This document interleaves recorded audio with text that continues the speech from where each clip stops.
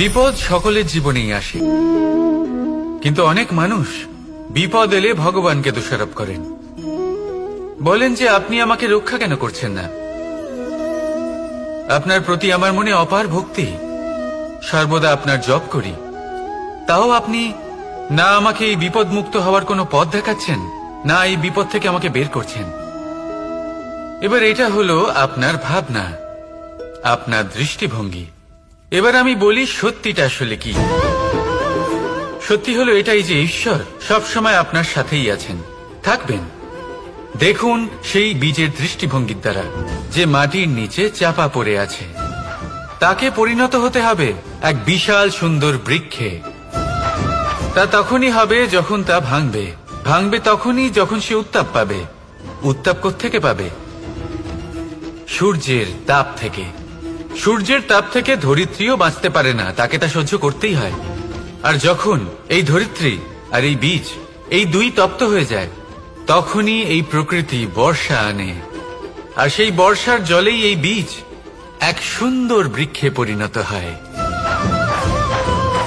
আছেন তো ঈশ্বর আমাদের সাথে সব সময়। সেইভাবেই আপনার জীবনে যদি কোনো বিপদ আসে, কোনো সংকট আসে, তার মানে এটা নয় যে আপনারই কোনো পাপের শাস্তি আপনি পাচ্ছেন। হয়তো ভবিষ্যতে আপনাকে একটা সুদৃঢ় কাঠামো হতে হবে, তার প্রয়োজন আছে। তাই এটা হলো তার ভিত। যতটা শিখবেন, যতটা শক্তিশালী হবেন, ততটাই দৃঢ় কাঠামো হবেন। নিশ্চয়ই দেখেছেন, অলংকার বানাবার পূর্বে সোনাকেও অনেক রকম পরীক্ষা দিতে হয়, আগুনে তপ্ত হতে হয়। সেইভাবেই যদি আপনি কখনো শূরবীর হতে চান, তাহলে লাক্ষাগৃহের তাপ সহ্য করতেই হবে। তাহলে আসুন আমার সাথে বলুন, বন্দে ধর্মা, বন্দে কর্মা,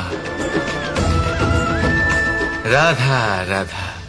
শব্দ আছে যা বোঝা আমাদের কাছে খুব গুরুত্বপূর্ণ, এবং এই তিনটি শব্দের নিজস্ব অর্থ আছে।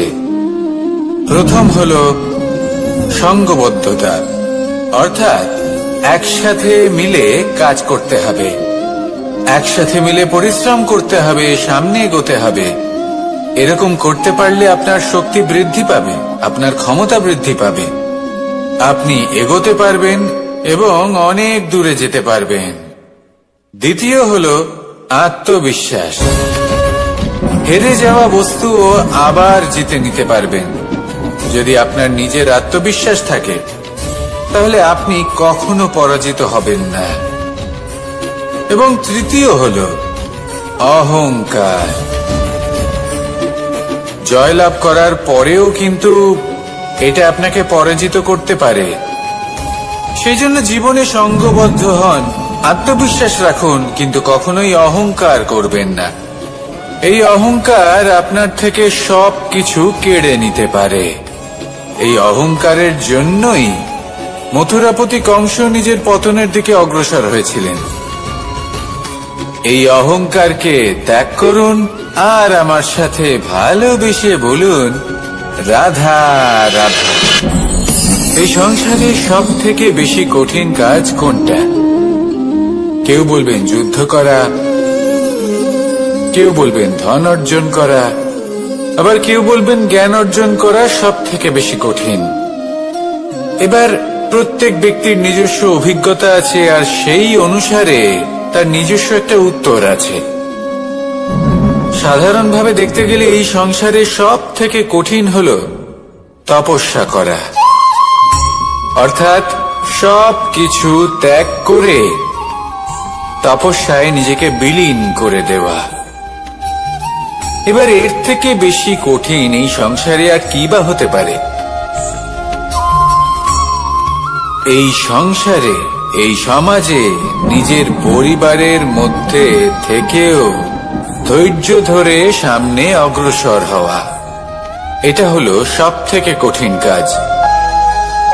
কারণ যখন আপনি তপস্যা করেন, তখন সেখানে আপনার ধৈর্য ভাঙার মতো কেউ থাকেন না, না কোনো বন্ধু, না কোনো আত্মীয়, না কোনো শত্রু, কেউ না। কিন্তু যখন আপনি এই সমাজে, এই পরিবারে থাকেন, কোনো না কোনো ব্যক্তি এসে আপনার ধৈর্যের বাঁধ ভেঙে দেওয়ার ক্ষমতা রাখেন। তারা আপনার ধৈর্যের বাঁধ ভেঙে দেয়, আর কখনো কখনো তারা অনিচ্ছাকৃতভাবেই সেটা করে থাকেন। কারণ তাদের মানসিকতা আপনার থেকে আলাদা, তাদের কর্ম আপনার থেকে আলাদা, তাদের দৃষ্টিভঙ্গি আপনার থেকে আলাদা, জীবন যাপন আপনার থেকে আলাদা। সেক্ষেত্রে আপনি ধৈর্যচ্যুত হন, প্রসন্নতা আপনার থেকে ছিনিয়ে নেওয়া হয়। সেই জন্য এই সংসারে, এই পরিবারের থেকেও ধৈর্য ধরে সামনে অগ্রসর হওয়া কোনো পর্বতের শিখরে গিয়ে তপস্যা করার থেকেও অনেক বেশি কঠিন। আর যে ব্যক্তি এই সমাজেই, এই পরিবারে, সেই সকল মানুষের মধ্যে থেকে গিয়েও ধৈর্য ধরে অগ্রসর হতে থাকেন, যারা এই কাজটা শিখে নিতে পারেন, তারাই কিন্তু জীবনে আনন্দ লাভ করতে পারেন। এই ধৈর্যই শেষে আপনার জীবনে প্রসন্নতা বহন করে আনবে। তাই ধৈর্য ধরে জীবনের পথে অগ্রসর হন, আর আমার সাথে ভালোবেসে বলুন, রাধা রাধা। আমরা যখনই কোনো গাছের চারা রোপণ করি, তখন সবার আগে পরীক্ষা করে দেখি যে যেখানে আমরা চারা রোপণ করতে চলেছি সেখানকার মাটি আদৌ উর্বর কি না, সেই মাটি সেই চারাকে বাড়তে সাহায্য করবে কিনা। যখন একটা চারা রোপণের আগে আমরা এত কিছু ভাবতে পারি, তাহলে কাউকে বিশ্বাস করার আগে আমরা কেন ভাবি না? জীবনে কখনো এই বিশ্বাসরূপী চারা কোথাও রোপণ করার আগে বোঝার চেষ্টা করুন যে যার উপর আপনি বিশ্বাস করতে চলেছেন সে কি আদৌ আপনার বিশ্বাসের যোগ্য কি না। ভেবে দেখুন সেই ব্যক্তি ভবিষ্যতে গিয়ে আপনার বিশ্বাস ভাঙতে পারে কিনা। এটাও ভেবে দেখুন যে যাকে আপনি বিশ্বাস করতে চলেছেন তাকে আপনি বিশ্বাস করলে নিজের জীবনের উদ্দেশ্যে আপনি অগ্রসর হতে পারবেন কিনা। আর তার জন্য প্রয়োজন সঠিক সিদ্ধান্ত, পরখ করা, কোনটা উচিত কোনটা অনুচিত সেটা বোঝা। আর তাতে কিন্তু আপনি সন্দেহবাতিক হবেন না, তাতে আপনি আরো নিপুণ হয়ে উঠবেন। তাই যদি আপনি নিপুণ হয়ে উঠতে চান তাহলে বোঝার চেষ্টা করুন, পরখ করে দেখুন, কোনটা উচিত কোনটা অনুচিত বুঝুন। আর বিশ্বাস তখনই করুন যখন আপনি 100% নিশ্চিত হবেন যে সে বিশ্বাসের যোগ্য। আসুন আমার সাথে ভালোবেসে বলুন, রাধা রাধা। রাধা কখনো কখনো আমার জন্য বড়ই সুগন্ধি আতর নিয়ে আসে, পারিজাত ফুলের মালা নিয়ে আসে আমার প্রসাধন করবে বলে, এবং আমার সব থেকে বেশি প্রিয় মাখন নিজে হাতে বানিয়ে আনে আমাকে নিজে হাতে খাইয়ে দেবে বলে, সবকিছু আমাকে প্রসন্ন করবে বলে। কিন্তু আপনি কখনো ভেবেছেন যে এই আতর কিভাবে বানানো হয়? সহস্র ফুলের পাপড়ি একসাথে পিষে নিতে হয়, তারপরে তার থেকে যে রস নিঃসৃত হয় সেই রস দ্বারাই আতর তৈরি। অনেক সংখ্যক ফুলকে অসীম যন্ত্রণা ভোগ করতে হয়, তবে তারা আমার প্রসাধন সামগ্রী হয়ে উঠতে পারে। দুধ থেকে মাখন তৈরি করার জন্য কতটা পরিমাণ মন্থন সহ্য করতে হয় সেটা আপনি জানেন। ঠিক সেই রকমই হলো আমাদের জীবনও। বিপদও আসে, কঠিন পরিস্থিতিও আসে, এর সম্মুখীন হতে শিখুন। মনে রাখবেন আপনি হলেন সেই দুধ যাকে মন্থন সহ্য করতে হবে মাখন হয়ে ওঠার জন্য। মনে রাখবেন আপনি হলেন সেই ফুলের মতন যাদের পিষ্ট হতে হবে সুগন্ধি আতর হয়ে ওঠার জন্য, যাকে এই সংসার পছন্দ করে। কখনো কখনো জীবনে আপনার সাথে খারাপ শুধুমাত্র এই কারণে ঘটে যাতে আপনার শ্রেষ্ঠ রূপ এই সংসারের সামনে আসতে পারে। শুধুমাত্র কঠিন পরিস্থিতি এবং বিপদকে একটা সুযোগ হিসেবে দেখার চেষ্টা করুন। আপনার জন্য এই সংসার বদলে যাবে, সংসারকে দেখার দৃষ্টিভঙ্গি পাল্টে যাবে, আপনার ভাগ্য পাল্টে যাবে, আর এই মন প্রসন্ন হয়ে বলবে, রাধা রাধা। পাশা নামক এই খেলাটি আপনারা নিশ্চয়ই খেলেছেন। না খেলে থাকলে দেখেছেন, আর যদি দেখেও না থাকেন তাহলে নিশ্চিত রূপে শুনেছেন। মহাভারতের এই মহাযুদ্ধ কোথাও না কোথাও এই পাশা নামক খেলার কারণে হয়েছিল। পাশার এই বিচিত্র খেলা, দান, এইসবের কারণে কেউ নিজের মাথায় রাজ মুকুট পরিধান করেছিলেন, আবার সেখানে পরাজিত হওয়ার জন্য কাউকে বনবাসও ভোগ করতে হয়েছিল। কিন্তু এই খেলা সমাপ্ত হওয়ার পরে সমস্ত ঘুঁটি আর এই পাশার ছক একই পুটলিতে স্থান পেল। এটাই হলো আমাদের জীবন। এই সংসারে আমরা জয় পরাজয়ের বিষয়ে এতটাই ভাবি, এত চিন্তা করি যে এই জীবনের খেলার আনন্দটাই উপভোগ করতে পারি না। আর অবশেষে কি হয়? কেউ জয়ী হন, কেউ পরাজিত হন, কিন্তু দুজনেই একই স্থানে পৌঁছে যান। প্রত্যেক ব্যক্তি মৃত্যুর পরে একটি নির্দিষ্ট স্থানেই পৌঁছতে বাধ্য,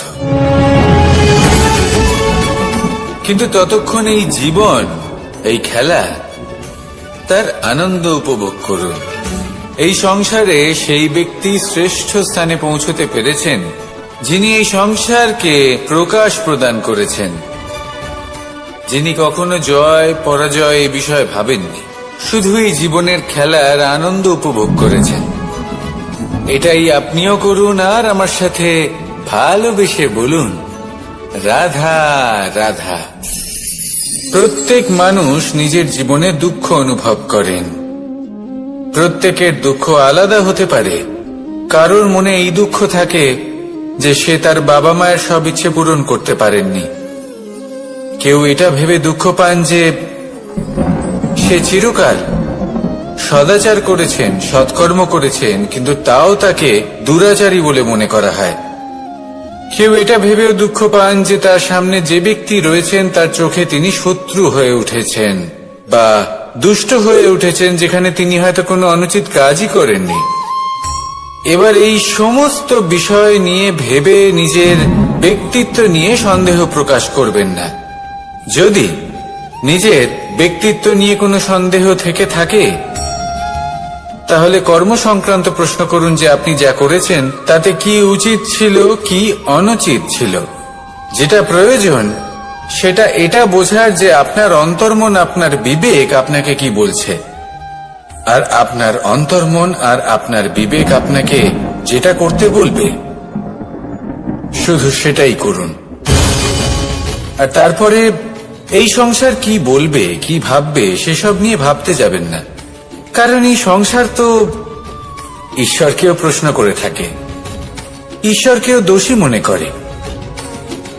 কখনো কখনো যখন কোনো ঘটনা মানুষের ইচ্ছা অনুযায়ী ঘটে না, তখন মানুষ এটা বলে যে হে ঈশ্বর, আপনি আমার পাশে থাকলেন না, আপনি বড়ই কঠোর, এটা আপনার দোষ। যেখানে বেশিরভাগ সময় হয়তো সে নিজেই নিজের কর্মফল ভোগ করছে। আর কখনো কখনো ঈশ্বর হয়তো তার জন্য আরো ভালো কোনো পরিকল্পনা করে রেখেছেন, কিন্তু মানুষ এটা বুঝতে পারে না। তাই দিনের শেষে যেটা প্রয়োজন সেটা হলো নিজের মনের কথা বুঝতে হবে। আপনার বিবেক কি বলছে শুধু সেটাই করুন, আর সামনে এগোতে থাকুন।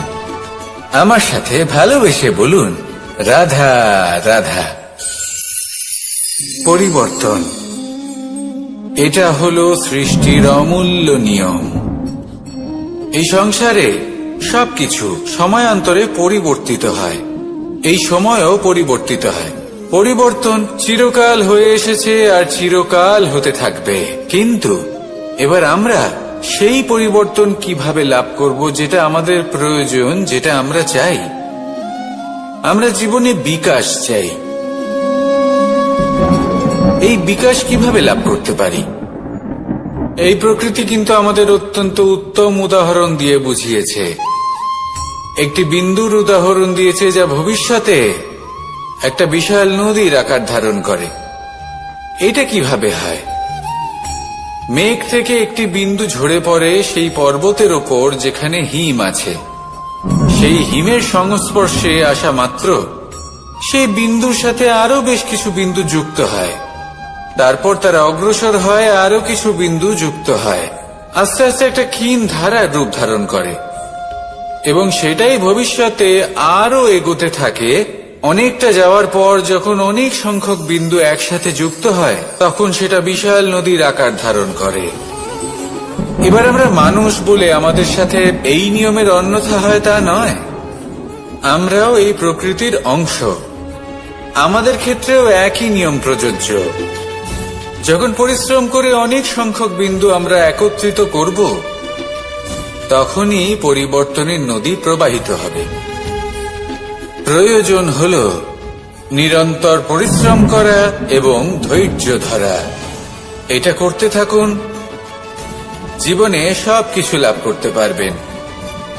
কারণ প্রকৃতি আমাদের এটাই শিখিয়েছে, আর আমরা এই ব্রহ্মরই একটি অংশ, যার দ্বারা এই ব্রহ্মাণ্ড নির্মিত।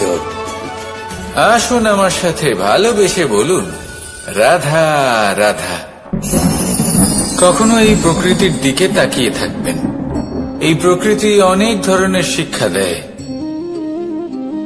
কোন একটা গাছকে দেখুন, কিভাবে সে মাটি থেকে জল শুষে নেয়। সে ঝড় হোক বা হোক কড়া রোদ, সব সহ্য করে এবং অবশেষে সে ফল ধারণ করে।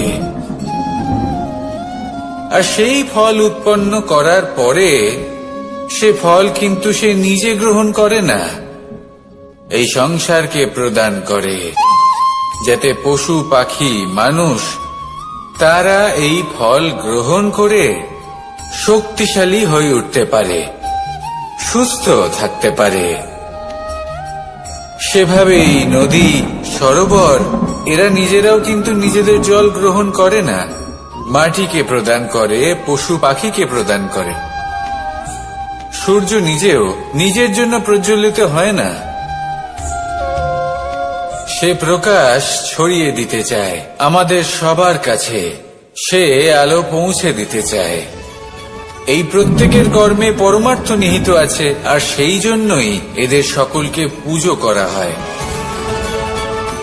তাই মনে রাখবেন, আপনার কাছে জীবন যাপনের অতিরিক্ত যা কিছুই আছে তা পরমার্থের জন্য। তাহলে তার সদ্ব্যবহার করুন, আর আমার সাথে ভালোবেসে বলুন, রাধা রাধা।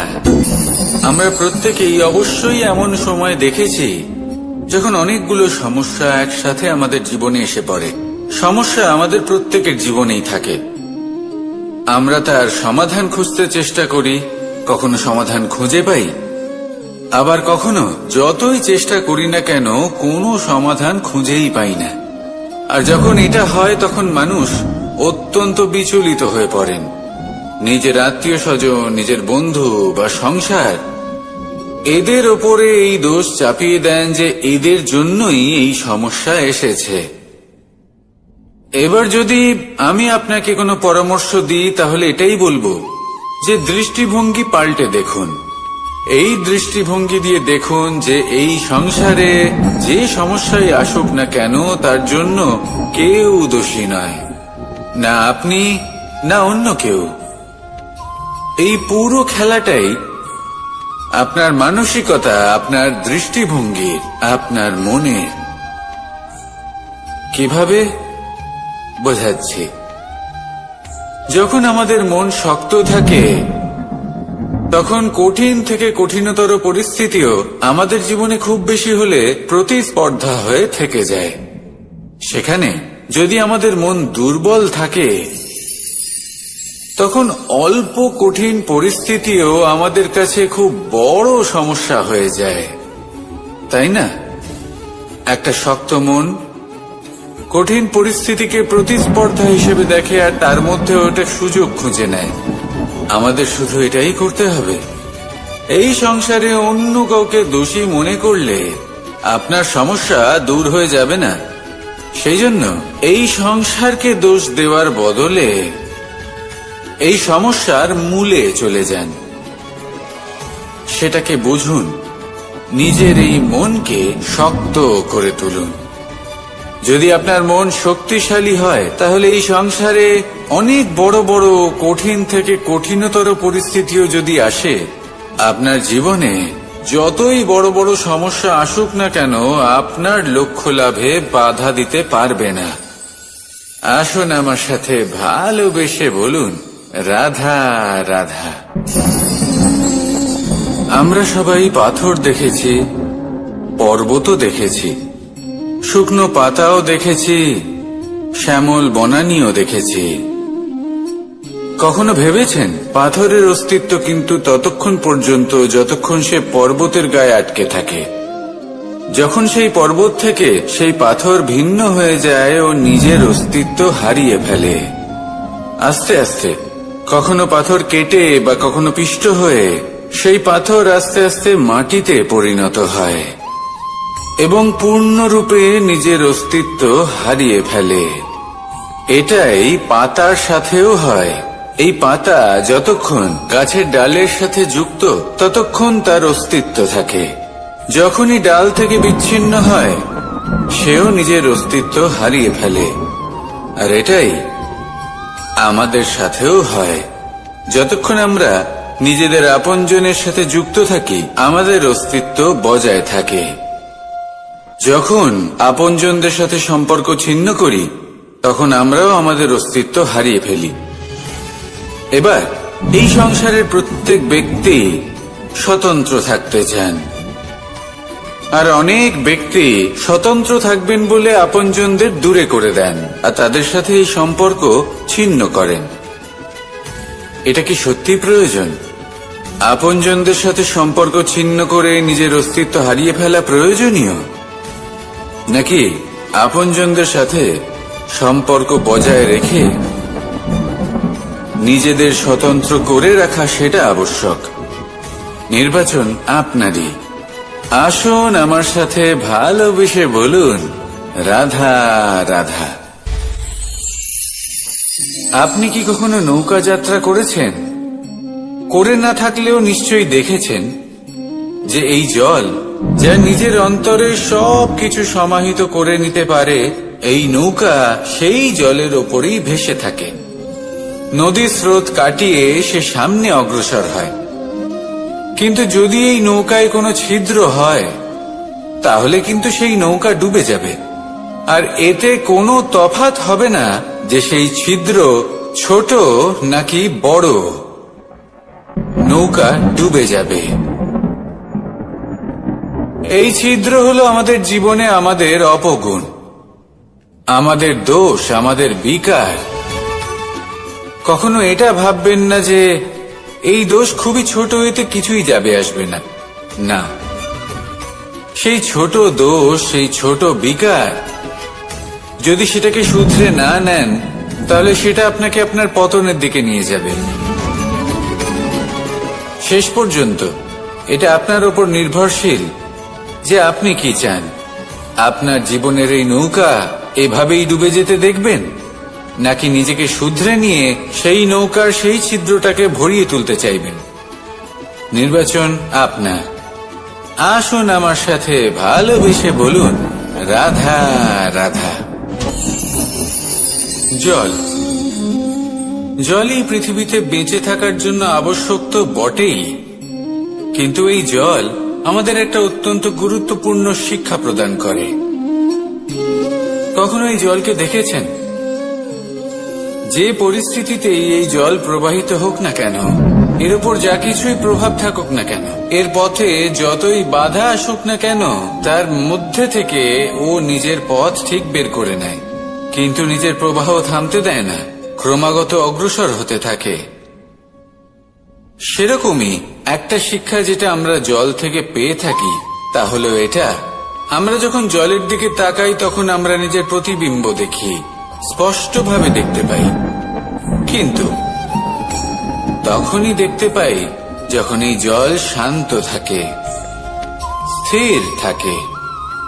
যদি এই জল অশান্ত হয়ে থাকে, স্থির না হয়, তাহলে আমরা এতে নিজের প্রতিবিম্ব দেখতে পাই না। এটাই আমাদের মনের সাথেও হয়ে থাকে।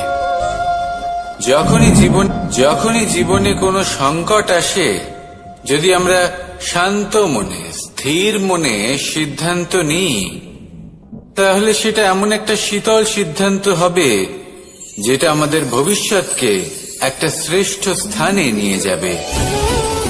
যদি এই মন অশান্ত হয়, বিচলিত হয়, পীড়িত হয়, দুঃখিত হয়ে থাকে, রুষ্ট হয়ে থাকে, তাহলে অনেক সময় আমরা এমন সিদ্ধান্ত নিই যেটা আমাদের জন্য অনুচিত প্রমাণিত হয়। যখন আপনি ক্রুদ্ধ ছিলেন বা দুঃখের বশে ছিলেন, তখন অনেক সময় হয়তো এমন সিদ্ধান্ত নিয়েছেন যেটার জন্য ভবিষ্যতে আপনি অনুশোচনা করেছেন। এবার দেখুন, এই আবেগগুলো থেকে আমরা পালাতে পারবো না, কিন্তু এই আবেগগুলো আপনার উপর কতটা প্রভাব ফেলবে সেটা আমরা অবশ্যই ঠিক করতে পারি।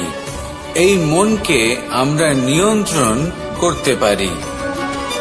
এটাই করুন, চিন্তা করুন, এই মনকে শান্ত রাখুন, স্থির হতে চেষ্টা করুন, আর তারপরে সিদ্ধান্ত নিন। আসুন আমার সাথে ভালোবেসে বলুন, রাধা রাধা।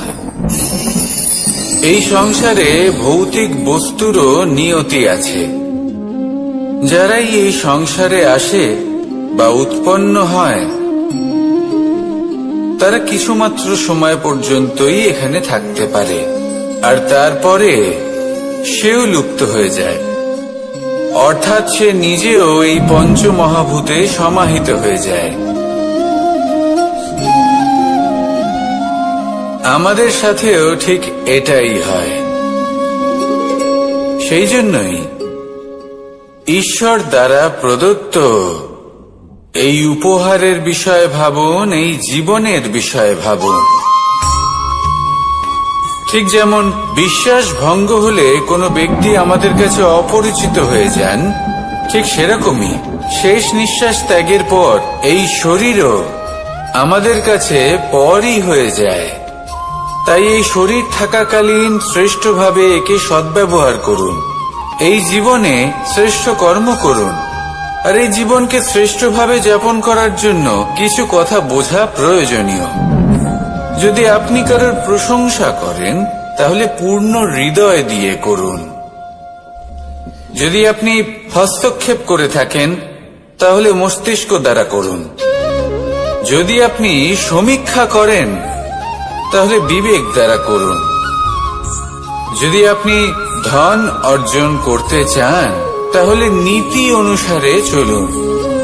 যদি জীবন যাপন করতে চান, তাহলে রীতি মেনে করুন। আর যদি ঈশ্বরের ভজন করতে চান, তাহলে ভক্তিভাব নিয়ে করুন। শুধু এই কথা মনে রাখবেন যে আপনার এই জীবন কিন্তু অনিশ্চিত কাল পর্যন্তই আছে। কতক্ষণ আছে সেটা কেউ জানে না। তাই কিছু মুহূর্ত যেটা যাপন করতে আমরা এখানে এসেছি, সেখানে ক্রোধ, অহংকার, ঈর্ষা, এইসব আবেগের কি গুরুত্ব বলুন তো? এগুলো ত্যাগ করুন। মানুষকে ক্ষমা করতে শিখুন। আস্তে আস্তে বিশ্বাস করতে শিখুন। এই সংসারে নিঃস্বার্থভাবে প্রেম করতে শিখুন, আর সবার মধ্যে আনন্দ বিতরণ করুন। তাই এই সব গুণ যদি আপনি আত্মসাৎ করতে পারেন, তাহলে আপনার জীবনে শুধু আনন্দ এবং আনন্দই বিরাজমান হবে। আসুন আমার সাথে ভালোবেসে বলুন, রাধা রাধা। এবার কখনো কখনো জীবনে আমাদের মনে হয় যে চতুর্দিকে শুধুমাত্র অন্ধকারই হয়ে আছে। প্রত্যেকেরই তা কখনো মনে হয়, আর তখনই আমাদের নিরাশ হলে চলবে না, আমাদের দুঃখী হলে চলবে না। সেই সময় আমাদের খুঁজতে হবে নিজেদের আশেপাশে, চতুর্দিকে, আর কোথাও না কোথাও আমরা প্রকাশ অবশ্যই দেখতে পাব। আশার একটা কিরণ অবশ্যই দেখতে পাব। কেউ এমন একটা কর্ম করেন যেটা দেখে আমরা প্রেরিত হয়ে যাই, আর এমন কোন কর্ম যদি আপনারা করেন, তাহলে সেই কর্ম আপনার মনকে প্রসন্ন ভাব, আনন্দ এবং ভালোবাসার দ্বারা ভরিয়ে তুলবে। আপনার অন্তরের সেই অন্ধকারের অন্ত করবে, দুঃখেরও অন্ত করবে। আর এই মন প্রসন্ন ভাব নিয়ে বলবে, রাধা রাধা। দেখতে গেলে এই সংসার বড়ই সুন্দর, কিন্তু আসল সত্যি এটাই যে সংসারে সবকিছু নশ্বর। যেটা কাল ছিল তা আজ নেই, যা আজ আছে তা কাল ছিল না, আর যা আজ আছে তা কালও থাকবে না। প্রত্যেক মানুষকেই যথাসময়ে কালের কাছে মাথা নত করতে হয়। এই রূপের বিনাশ করে বার্ধক্য, প্রাণের বিনাশ করে মৃত্যু, আলস্য, ঈর্ষা ধর্মের বিনাশ করে, আর ক্রোধ বিনাশ করে সম্পর্কের। কিন্তু এরকম একটা অনুভূতি আছে যা একাই সমস্ত গুণ বিনাশ করতে সক্ষম হয়, আর সেটা হলো অহংকার। তাই জ্ঞানকে নিজের কাছে আসতে দিন, কিন্তু অহংকারকে কখনোই নয়। কারণ যদি এই অহংকার আপনার কাছে চলে আসে, তাহলে জীবনে যা কিছু আপনি অর্জন করেছেন, তা সে গুণ হোক বা হোক ধন, সে বন্ধু হোক বা হোক আনন্দ, সবকিছু শেষ হয়ে যাবে। রাধা রাধা। এই পাথর দেখতে পাচ্ছেন আপনি? কত গোল, কতটা চকচকে। বাচ্চাদের অনেক সময় এটা নিয়ে খেলতে ভালো লাগে, আর কেনই বা লাগবে না? কতটা সুন্দর আর মসৃণ এটা। কিন্তু আপনি কি কখনো ভেবে দেখেছেন এই পাথর আগে কি ছিল? কোনো বিশাল আকার পর্বত, কোনো বিশাল আকার পাথরের একটা বড় ভেঙে যাওয়া অংশ বিশেষ, যেটা কোনোভাবে নদীতে পড়ে নদীর ধারার সাথে বইতে থাকলো, মাটির সাথে ঘর্ষণ হলো, বালির কণার সাথে ঘর্ষণ হতে থাকলো, আর তারপর ধীরে ধীরে এই আকার পেল। এবার আমরাও এই পাথরের মতোই। তাই মনে রাখবেন, আপনার ব্যক্তিত্ব, আপনার এই স্বরূপ ঈশ্বরের দেওয়া কখনোই নয়। হ্যাঁ, প্রকৃতি অবশ্যই আপনাকে জন্ম দিয়েছেন, কিন্তু আপনি নিজে নিজের ব্যক্তিত্বের রচয়িতা, আর আপনি তা রচনা করেন কঠিন পরিস্থিতির মুখোমুখি হয়ে, সংকটের ধারা পার করে। তাই আপনিও এই পাথরের মতো নিরন্তর চেষ্টা করতে থাকুন, নিজের অস্তিত্ব বজায় রাখুন, এই অস্তিত্বকে মহান করতে থাকুন, আর আমার সাথে ভালোবেসে বলুন রাধা রাধা। বর্ষাকালে যখন ভয়ানক বৃষ্টি হয়, তীব্র গতিতে যখন হাওয়া চলে, তখন আপনি নিশ্চয়ই দেখেছেন যে পাখিরা, যাদের বাসা মাঝে মাঝে ভেঙে পড়ে, নষ্ট হয়ে যায়। কিন্তু আপনি কি কখনো সেই পাখিদের বিলাপ করতে দেখেছেন? কখনো নয়। যখনই সেই বৃষ্টি থেমে যায়, তারা আবার একটু একটু করে খড়কুটো জোগাড় করে তাদের বাসা বানিয়ে ফেলে। নিজের সংসার সেই রকমই বানিয়ে দেয় যেমন আগে ছিল। এমন কেন? কারণ এই ঝড়ের তাণ্ডবের সাথে সেই পাখিদের কোনো বোঝাপড়া করারই নেই। তারা শুধু সেটাই করতে থাকে যেটা তাদের হাতে আছে, আর সেটাই হলো, আর এটাই হলো সুখী জীবনের মূল মন্ত্র। যেটা আপনার হাতে নেই, তা নিয়ে বিলাপ করে আপনার কোনো লাভ হবে না। মনোসংযোগ তাতেই করুন যা আপনার হাতে রয়েছে। যা বদলে গেছে তাকে আপনি আবার বদলাতে পারবেন না, কিন্তু যা আপনি বদলাতে পারবেন তাতে মনোসংযোগ করুন। এই জীবনে একটু ধনাত্মক হয়ে উঠুন, দেখবেন সব শুভ হবে। রাধা রাধা।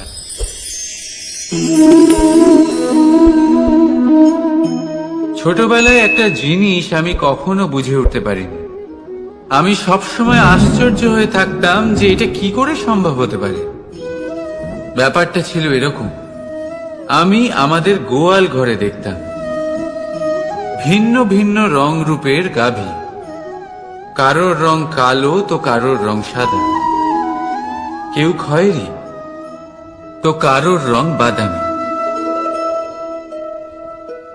এবার আমি দেখতাম কারোর কারোর শিং বড় তো কারোর এত ছোট যে দেখাই যায় না।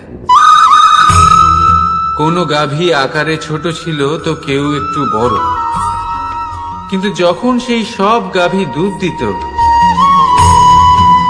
তখন আমি দেখতাম সেই সব দুধ সমান, রং সমান, স্বাদ সমান, গুণও সমান, আর সমান পুষ্টিও। এবার আমি এটা বুঝতে পারতাম না। আমার দৃষ্টিতে তো সমস্ত গাভী আলাদা আলাদা ছিল। আমি ভাবলাম আমি মাকে জিজ্ঞেস করি। মাকে জিজ্ঞেস করলাম। মা আমাকে বললেন, কানাই, রং রূপ পাল্টালেও গাভীদের বাস্তবিকতা তো পাল্টায় না, গাভী তো গাভীই থাকবে। এবার আমি এটা বুঝতে পারি না যে মানুষ এটা আত্মসাৎ কেন করতে পারে না। দেখুন, রং, রূপ, জাত, ধর্ম, ভাষা, এই সবের উপরে হলো মনুষ্যত্ব।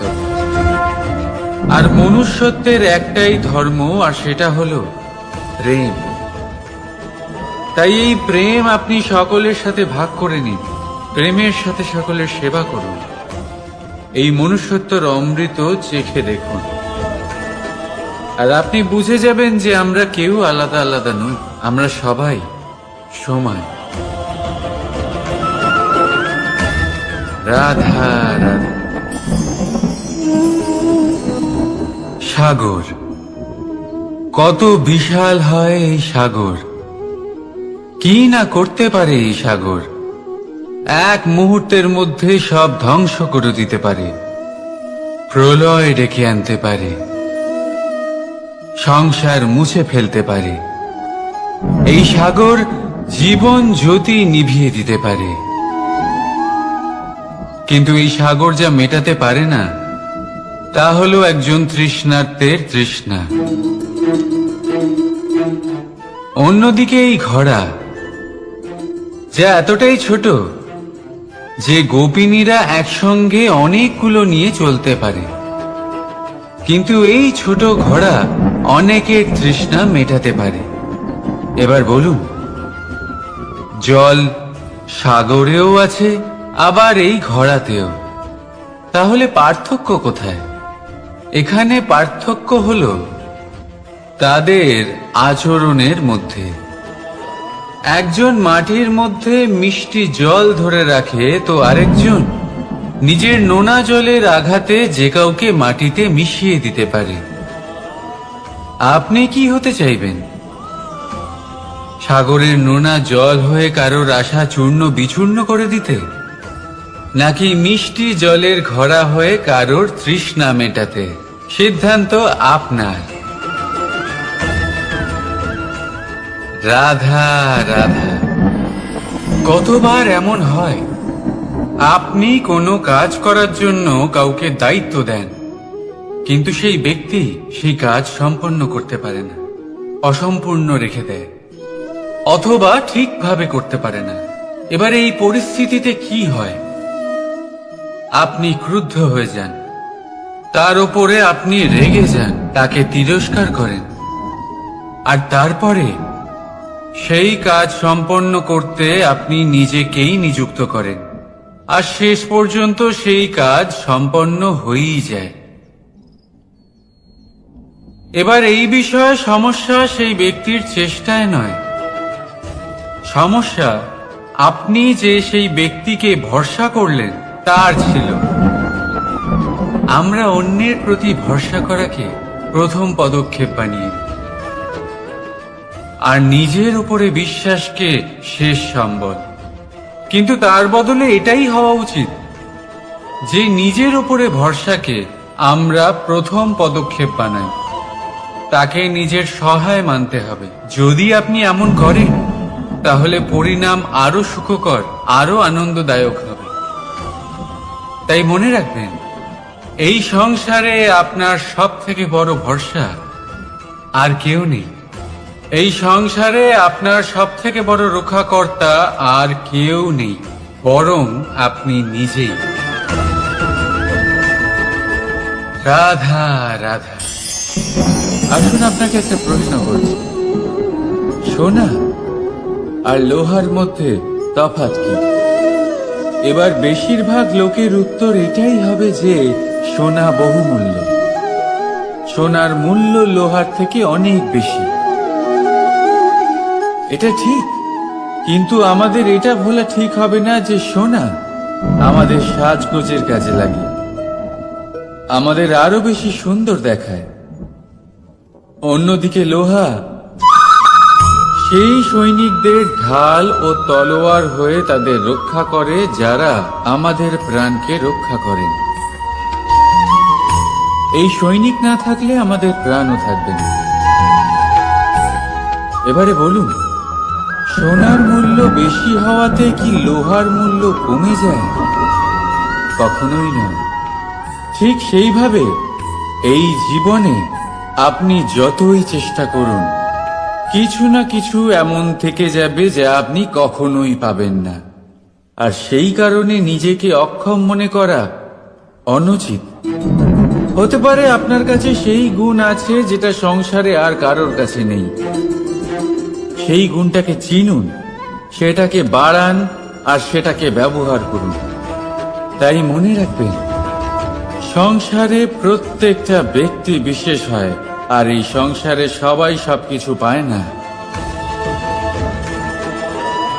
নিজেই দেখে নিন, সোনাকে যে দোকানে সাজিয়ে রাখা হয় সেই দোকানের তালা লোহা দিয়ে তৈরি হয়। রাধা রাধা।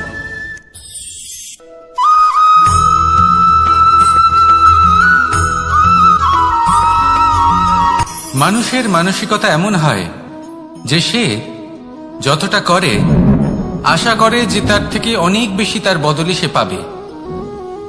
দেখুন, সবকিছুই আপনার ভাবনা চিন্তার উপর নির্ভর করছে। আপনি যদি ফলের বিষয়ে ভেবে কর্ম করতে থাকেন তাহলে সেটা অনুচিত। জীবনের আসল আনন্দ হলো নিজের কর্ম করতে থাকা, ফলের চিন্তা করা উচিত নয়। যদি আপনি এরকম ভাবেন যে আমি এতটা করছি, আমার এতটা পাওয়া উচিত, সেই ভাবনা অনুচিত। যদি আপনি সেবার মানসিকতা নিয়ে কর্ম করতে থাকেন, কর্মচক্রে প্রবাহিত হন, যদি আপনি এমন ভাবনা রাখেন যে আমি এতটা পাচ্ছি তাই এর থেকে অনেক বেশি আমি কর্ম করব, তাহলে নিশ্চিতরূপে আপনি যতটা করছেন তার থেকে অনেক বেশি আপনি পাবেন। আপনার আশার থেকে অনেক বেশি আপনি পাবেন। শুধু জীবনে অনেক বেশি কাজ করতে থাকুন, ফলের চিন্তা করবেন না। আর মনে রাখবেন, এই ভাবনাই সব থেকে বড় বীজ। কর্মের উপর বিশ্বাস রাখুন, জীবনে যা যা আপনি চান সবই সুখময় হবে। আসুন আর আমার সাথে ভালোবেসে বলুন, রাধা রাধা।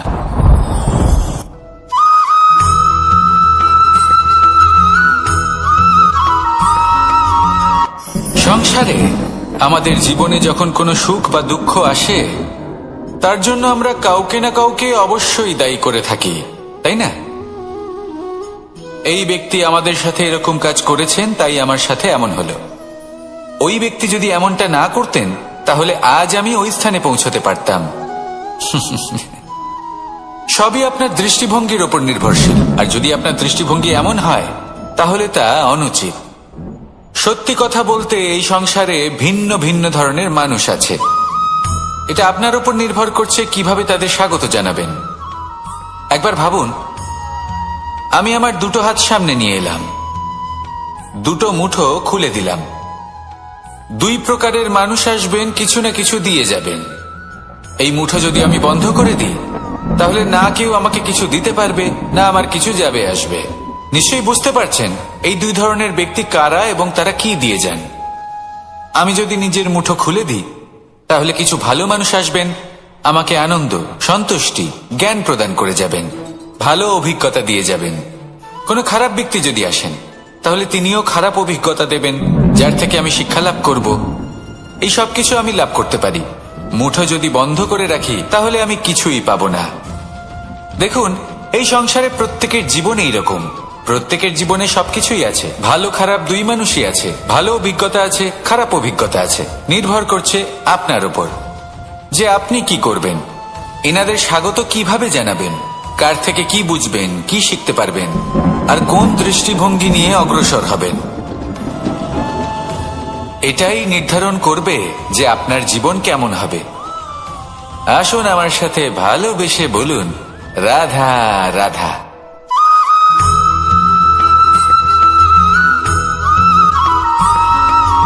ফিরে আসছিলেন এবং তাদের ফেরার পথে হঠাৎ করে কোথাও থেকে একটি বাছুর চলে এলো। এই দুই বোন ভয়ভীত হয়ে গেলেন আর তাদের হাত থেকে সেই আটা পড়ে গেল, মাটিতে মিশে গেল। এবার এই পুরো ঘটনাক্রমে যদি কারোর বিন্দুমাত্র লাভ হয়ে থাকে, বিন্দুমাত্র আনন্দ পেয়ে থাকে, তাহলে সে কে? সেই ছোট বোন, যিনি মাঝে মাঝেই গমের দানা তুলছিলেন এবং খাচ্ছিলেন। কিছুটা হলেও উনি আনন্দ লাভ করেছিলেন। এবার এরকমই হলো আমাদের জীবনে ভক্তি এবং ভালোবাসা সংক্রান্ত বিষয়। মানুষ নিজের জীবনের দৈনিক কাজে এতটাই ব্যস্ত হয়ে পড়েন, প্রত্যেকদিন শুধু কাজ কাজ কাজ কাজ করতে থাকেন, আর তাতে ভক্তি এবং ভালোবাসার জন্য সময় বার করতেই পারেন না। দেখুন, জীবনে ভক্তি আর প্রেমের এই যে ছোট ছোট মুহূর্ত আছে, এগুলো যদি আপনি যাপন করতে পারেন তাহলে তাতেই আপনি তৃপ্তি লাভ করবেন। বাকি সবই আপনার ব্যর্থ বলেই মনে হবে। জীবনে যখনই আপনি কোনো কাজ করবেন, ঈশ্বরের প্রতি সমর্পিত হয়ে সেই কাজ করুন। আর যখনই সময় পাবেন, তাহলে সেই সময় নিজের আপনজনদের দিন, যাদের আপনি ভালোবাসেন, তাদের প্রতি যত্নবান হন, তাদের শুভাকাঙ্ক্ষী হন। এই প্রেম আর ভক্তির ছোট ছোট মুহূর্তগুলো আপনার জীবনকে চরিতার্থ করে তুলবে। আসুন আমার সাথে ভালোবেসে বলুন, রাধা রাধা।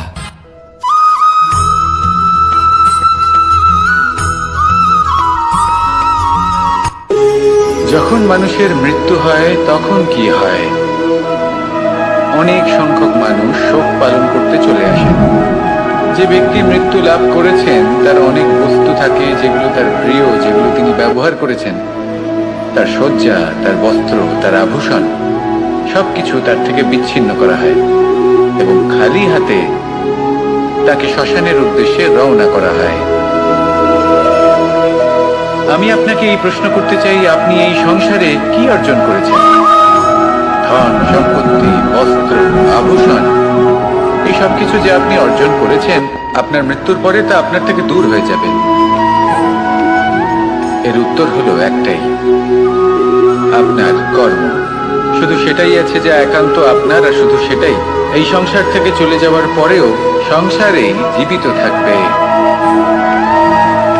যদি আপনি দুষ্কর্ম করেন, তাহলে এই সংসার আপনাকে একটি অনুচিত উদাহরণ হিসেবে মনে রাখবে যে এই ব্যক্তি খুব পাপী ছিল, অনুচিত কর্ম করতেন। যে পথে তিনি চলেছেন সেই পথে কারোর চলা উচিত নয়। সেখানেই যদি আপনি সৎকর্ম করেন, তাহলে সংসার চিরকাল এটাই বলবে যে খুব ভালো মানুষ ছিলেন, সবাইকে ভালোবাসতেন, সবাইকে সাহায্য করতেন, আমার খুব প্রিয় মানুষ ছিলেন।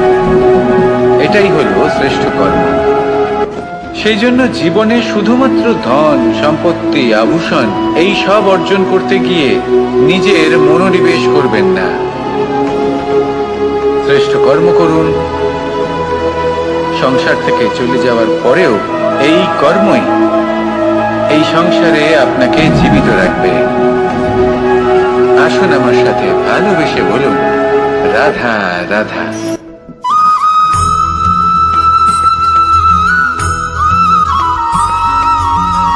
পুরুষার্থ। শাস্ত্রে 4 ধরনের পুরুষার্থের কথা বলা হয়েছে। প্রথম হলো ধর্ম। আপনি কি জানেন এই ধর্ম আসলে কি? আপনার কি মনে হয় ধর্ম আসলে কি? কোনো বিশেষ ঈশ্বরকে মানাই কি ধর্ম বলা হয়? নাকি কোনো বিশেষ রীতি পালন করাই হলো ধর্ম?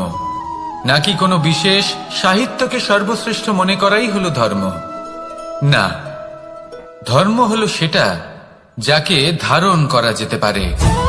আর ধারণ শুধু সেটাই করা যায় যা পবিত্র। পবিত্র শুধু তাকেই বলা হয় যা নিঃস্বার্থ, যার মধ্যে শাসন করার কোনো ইচ্ছে নেই, যা সরলভাবেই প্রবাহমান, জল এবং বায়ুর মতো। যখন কোনো ব্যক্তি ধর্মকে ধারণ করেন এবং সেই ধর্ম সেই ব্যক্তিকে রক্ষা করে, তখন তাকে ধর্ম বলা হয়। ধর্ম যা রক্ষা করে অহংকার থেকে, খারাপ চিন্তার হাত থেকে। সেই জন্য পুরুষার্থ গড়ে তোলার আগে, ধর্ম পালন করার আগে ধর্মের প্রকৃত অর্থ কি সেটা বুঝে নিন। এটা জেনে রাখুন যে সমস্ত ধর্মের আধার, সমস্ত ধর্মের ভিত শুধুমাত্র ভালোবাসা। আসুন আর এই ভালোবাসার সাথেই বলুন রাধা রাধা।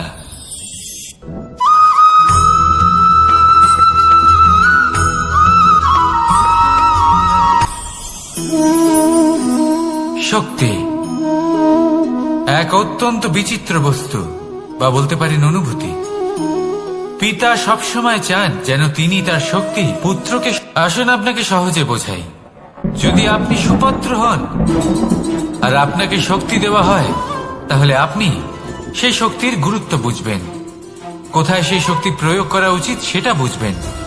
আর এটা যেহেতু অর্জন করা শক্তি হবে, সেই শক্তির অপব্যবহার হবে না। কিন্তু যদি এই আপনি কুপাত্র হন আর যদি আপনাকে এই শক্তি দেওয়া হয়, তাহলে কি হবে? দেখতে গেলে এই শক্তি আপনি দান হিসেবে পেয়েছেন, তাই না আপনি এই শক্তির গুরুত্ব বুঝবেন আর না এর প্রয়োগ আপনি জানবেন। তার অপব্যবহার হওয়া সুনিশ্চিত। তাই যদি আপনি কোনো শক্তি অর্জন করতে চান, তাহলে আগে তার যোগ্য হয়ে উঠুন। পুত্র নয়, পাত্র হয়ে উঠুন।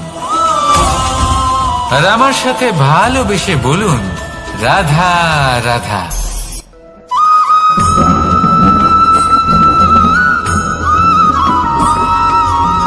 কথায় আছে যে এমন কোনো অক্ষর নেই যার দ্বারা কোনো মন্ত্র হয় না, এমন কোনো বনস্পতি নেই যা নিজেই একটা ঔষধি নয়, পৃথিবীর এমন কোনো ব্যক্তি নেই যার মধ্যে কোনো যোগ্যতা থাকে না। শুধু প্রয়োজন হলো যে ব্যক্তিকে আমরা খুঁজে চলেছি তাকে সঠিকভাবে চিনে নেওয়া। যদি তার যোগ্যতা, তার বিশেষত্ব আমরা বুঝতেই না পারি, তাহলে আর লাভ কি রইল? এই সংসারে এমন অনেক ব্যক্তি রয়েছেন যারা ছোট ছোট অসফলতার কারণে আপনাকে এটা বলে দেবে যে আপনি কোনো কাজের নন, আপনি হলেন মূর্খ, আপনি কিছুই করতে পারবেন না। এইসব কথায় কখনোই বিশ্বাস করবেন না, কারণ আপনি এবং প্রত্যেকটি জীব এই পরমাত্মা এবং এই প্রকৃতির সৃষ্টি, যা অত্যন্ত বিশেষ। যদি আপনাকে উদাহরণ দিই, তাহলে একদিকে আছে তরোয়াল, একটা বড় লম্বা তরোয়াল, যার দ্বারা যুদ্ধ করা যায়, জয়লাভ করা যায়। আর অন্যদিকে রয়েছে একটা ছোট্ট সূচ, কিন্তু যে কাজ একটা ছোট্ট সূচ করতে পারে তা একটা তরোয়াল দ্বারা সম্ভব নয়। এর অর্থ হলো এটাই যে প্রত্যেকটা রচনা অত্যন্ত অমূল্য এবং অত্যন্ত বিশেষ হয়। তাহলে বিশ্বাস রাখুন যে আপনি অত্যন্ত বিশেষ একজন। আর প্রেমের সাথে বলুন রাধা রাধা।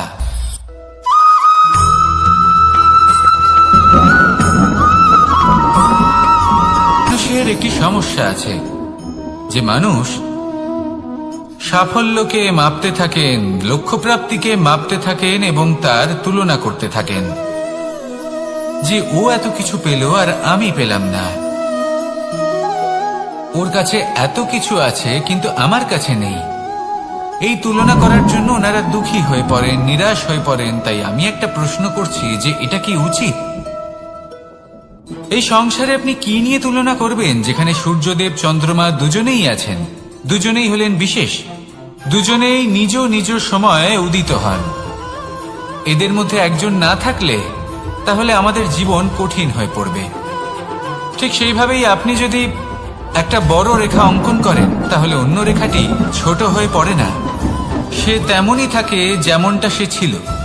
আপনার অস্তিত্ব কখনো ছোট বা বড় হতে পারে না, শুধু তুলনা করার জন্য আপনার এটা মনে হতে পারে। যদি আপনি যুদ্ধ করতে চান, আপনার তলোয়ারের প্রয়োজন পড়বে, যদি বস্ত্র তৈরি করতে চান এত বড় তলোয়ার দিয়ে কিছুই হবে না, তখন প্রয়োজন পড়বে একটা ছোট্ট সূচের। তাই তুলনা করবেন না, না নিজেকে ছোট মনে করবেন না অন্য কাউকে। সবার সাথে সহযোগিতা করুন, আর যদি তুলনা করতেই হয় নিজের সাথে করুন, যে কাল আমি কেমন ব্যক্তি ছিলাম, আজ কি তার থেকে শ্রেষ্ঠ হয়ে উঠতে পেরেছি।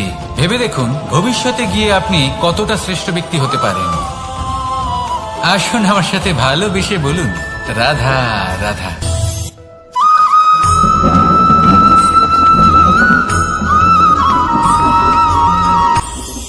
এটা হলো ধান গাছ। এর থেকে যে চাল উৎপন্ন হয় তা মানুষ গ্রহণ করেন। আর এটা কি? এ হলো জংলি ঘাস। একবার ভেবে দেখুন, যদি এই জংলি ঘাস ধান গাছের আশেপাশে থাকে তাহলে কি হবে? ধান উৎপন্ন হতে পারবে? তা উৎকৃষ্ট হতে পারবে? আমরা কি তা গ্রহণ করতে পারবো? কখনোই নয়। এই জংলি ঘাস ধানকে নষ্ট করে দেবে, কিন্তু নিজে জীবিত থাকবে। এটাই হলো আজকের শিক্ষা। এই সংসারে যদি আপনি নীতির পথে চলতে চান, উচিত কর্ম করতে চান, সংসারকে সেবা করতে চান, তাহলে জংলি ঘাসের মতো ব্যক্তিদের থেকে সবসময় দূরে থাকতে হবে। সেই ব্যক্তি যারা দুর্নীতি এবং মিথ্যা দ্বারা পরিপূর্ণ, যাদের ব্যবহার অশুভ, যাদের অনেক অশুভ গুণ রয়েছে, তারা সঠিক নয়। সেই সকল ব্যক্তি যাদের চরিত্র অত্যন্ত দুষ্ট হয়, তারা হয় শুভ চরিত্রের ব্যক্তিকে একদম নষ্ট করে দেয়, নয় নিজের মতো বানিয়ে তোলে। তাই যদি আপনি নীতির পথে চলতে চান, এই সংসারের জন্য শুভ কর্ম করতে চান, তাহলে সেই সঙ্গ লাভ করুন যে সঙ্গ জ্ঞানে পরিপূর্ণ, যাদের মধ্যে অনেক গুণ আছে, যাদের থেকে প্রতিদিন কিছু শিখতে পারবেন। এমন ব্যক্তির সাথে জীবন অতিবাহিত করুন, দুরাচারীদের থেকে দূরে থাকুন। তবেই এই মন প্রসন্ন হয়ে বলবে, রাধা রাধা।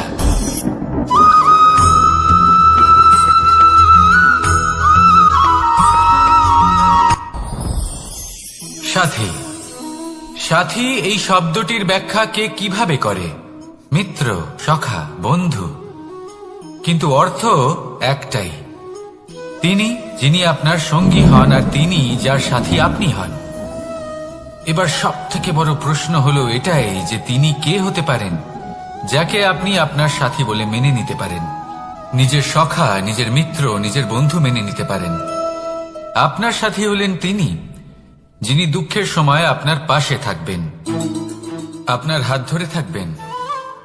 আপনার সাথী হলেন তিনি যার হাত আপনি নিজের সুখের দিনে ধরে থাকবেন। সেই সাথীরই হাত ধরুন যিনি দুঃখে সবসময় আপনাকে সাহায্য করার জন্য তৎপর হয়ে থাকেন, আপনার পাশে থাকেন, আর যাকে সুখের দিনে আপনি আপনার সাথে রাখতে পারেন। আর যখন আপনার সাথে আপনার এই সাথী থাকবে, তখন আপনি এটা বুঝবেন যে যখন জীবনে দুঃখ আসে, তখন এই দুঃখ কমে যায়, সবার মধ্যে ভাগ হয়ে যায়। আর যদি তখন সুখ আসে, তাহলে সেটা সবার উপস্থিতিতে আরো বেড়ে যায়। এটাই হলো প্রেম, এটাই হলো ভালোবাসা, এটাই হলো সঙ্গ। যেমন সম্পর্ক আমার আর রাধার মাঝে। তাহলে আসুন আর আমার সাথে ভালোবেসে বলুন, রাধা রাধা।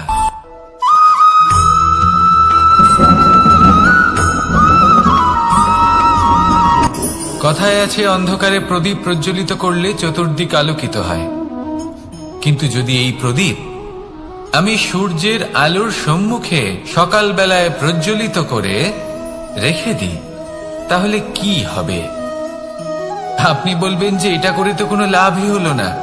সূর্যের প্রকাশের সামনে এই প্রদীপ আসলে কিছুই নয়। এবার এই চিন্তা ভাবনা প্রত্যেক দিন করতে হবে, আর একটা অমূল্য শিক্ষা পেতে হবে। মনে করুন যে আপনি মহাপুরুষের সামনে বসে আছেন, কোনো মহাজ্ঞানীর সামনে। তাহলে সেই ব্যক্তির সামনে নিজের জ্ঞানের প্রদীপ প্রজ্বলিত করবেন না, নীরব থাকুন, আর সেই ব্যক্তির সূর্যের প্রকাশের মতো জ্ঞান প্রাপ্ত করুন। যতটা পারবেন জ্ঞান লাভ করুন। যদি এমন কোন সময়, এমন কোন স্থানে আপনি আছেন যেখানে চতুর্দিক অন্ধকার, কারোর কাছেই জ্ঞান নেই, সেখানে নিজের জ্ঞানের প্রদীপ প্রজ্বলিত করুন। এমন করলে দুদিক থেকেই আপনার লাভ হবে। আপনার জ্ঞান প্রাপ্তিও হবে আর জ্ঞানের সঠিক প্রয়োগও করতে পারবেন। আর এই মন প্রসন্ন হয়ে বলবে, রাধা রাধা।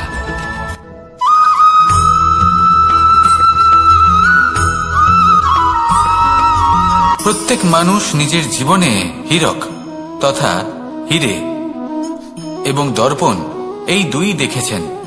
এই দুই হলো সাদা এবং এরা দুজনেই আলোর প্রতিফলন ঘটায় এবং এরা দুজনেই উজ্জ্বল হয়ে ওঠে। আপনি হয়তো মনে মনে ভাবছেন যে এটা কি ধরনের তুলনা করছি। একটা হীরে তো রত্ন, তার মূল্য দর্পণের থেকে অনেক গুণ বেশি।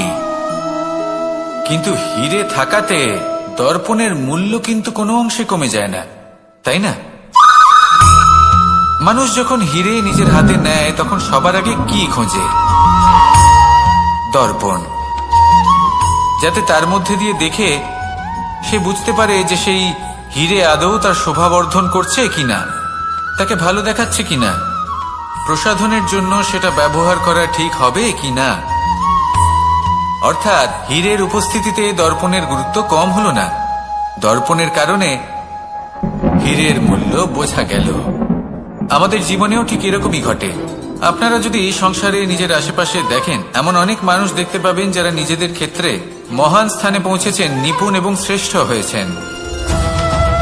আর তাদের মধ্যে আপনার নিজের মনে হয় যেন আপনি হলেন দর্পণ। নিজেকে ছোট মনে করবেন না। আপনার মূল্য কম হচ্ছে না, আপনার নিজস্ব মূল্য আছে। আর যদি আপনার অস্তিত্ব না থাকে তাহলে ওনাদের অস্তিত্বের মূল্য সংসার বুঝতেই পারবে না। জীবনে সবসময় চেষ্টা করবেন যাতে আপনি আরো বেশি শ্রেষ্ঠ হয়ে উঠতে পারেন। আপনি নিজে যে স্থানে আছেন সেটাকে ছোট মনে করবেন না, তারও নিজস্ব একটা মূল্য আছে। যদি আপনি হীরে হয়ে থাকেন তাহলে অহংকার করবেন না।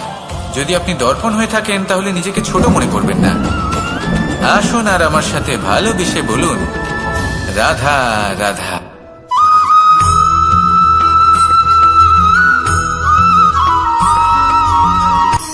শক্তি, শক্তি অর্জন করা এতটা কঠিন নয় যতটা শক্তি লাভ করার পরে সেই শক্তি সামলানো কঠিন হয়। কারণ যেই মানুষ শক্তি লাভ করে তার মনে গর্ববোধ জন্মায়, জন্মায় অহংকার, জন্মায় জেদ। তাই শক্তি প্রাপ্ত করার সাথে বিনম্র থাকাও অত্যন্ত আবশ্যক। আর এটা আমাদের শেখা উচিত বৃক্ষের থেকে। বৃক্ষ যা আমাদের ফল দেয়, বৃক্ষ যা যত ফল দেয় ততটাই ঝুঁকে যায়। আমরা পাথর মারি ওই বৃক্ষের থেকে ফল প্রাপ্ত করার জন্য। সেই পাথরের মার সহ্য করেও বৃক্ষ আমাদের ফল দেয়। কোনো গর্ববোধ নেই, কোনো অহংকার বোধ নেই। আর সেই জন্য এই বৃক্ষের পুজো করা হয়। এটাই হলো মাহাত্ম্য শক্তির সাথে বিনম্রতার। যদি এই শক্তি সৃজন করে থাকে, সাহায্য করে থাকে, সম্বল হয়ে থাকে, তবেই সেই শক্তি উপযুক্ত। আর নয়তো সেই শক্তি একদিন আপনাকে আসক্ত অবশ্যই করবে। তাহলে শক্তি অবশ্যই অর্জন করুন, কিন্তু তার সাথে সেই শক্তি সামলানোর মতো বিবেকও আপনাকে অবশ্যই জাগ্রত করতে হবে। তাহলে আসুন আমার সাথে ভালোবেসে বলুন, রাধা রাধা।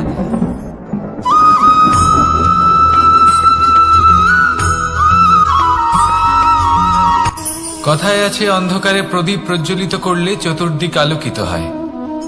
কিন্তু যদি এই প্রদীপ আমি সূর্যের আলোর সম্মুখে সকালবেলায় প্রজ্বলিত করে রেখে দিই, তাহলে কি হবে? আপনি বলবেন যে এটা করে তো কোনো লাভই হলো না। সূর্যের প্রকাশের সামনে এই প্রদীপ আসলে কিছুই নয়। এবার এই চিন্তা ভাবনা প্রত্যেক দিন করতে হবে আর একটা অমূল্য শিক্ষা পেতে হবে। মনে করুন যে আপনি মহাপুরুষের সামনে বসে আছেন, কোনো মহাজ্ঞানীর সামনে। তাহলে সেই ব্যক্তির সামনে নিজের জ্ঞানের প্রদীপ প্রজ্বলিত করবেন না, নীরব থাকুন। আর সেই ব্যক্তির সূর্যের প্রকাশের মতো জ্ঞান প্রাপ্ত করুন। যতটা পারবেন জ্ঞান লাভ করুন। যদি এমন কোনো সময় এমন কোনো স্থানে আপনি আছেন যেখানে চতুর্দিক অন্ধকার, কারোর কাছেই জ্ঞান নেই, সেখানে নিজের জ্ঞানের প্রদীপ প্রজ্বলিত করুন। এমন করলে দুদিক থেকেই আপনার লাভ হবে। আপনার জ্ঞান প্রাপ্তিও হবে আর জ্ঞানের সঠিক প্রয়োগও করতে পারবেন। আর এই মন প্রসন্ন হয়ে বলবে, রাধা রাধা।